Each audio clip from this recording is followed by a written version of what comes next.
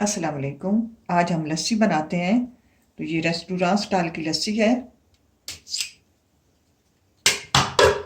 ये मेरे पास एक पाव दही है। एक पाव दही डालें।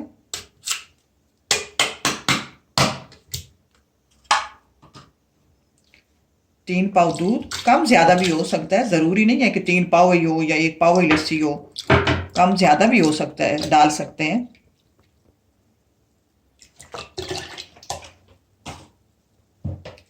हस्बे जायका चीनी डालते हैं। अब इसको ग्राइंड करते हैं। ये लस्सी तैयार हो गई है।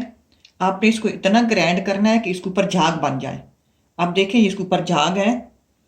तो अब ये तैयार हो गई है। डाल लेते हैं।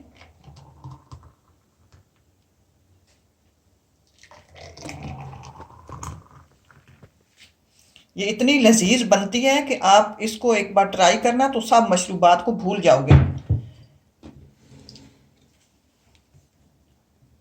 अब ये इसी के साथ इजाज़त चाहती हूँ। अल्लाह हाफिज़।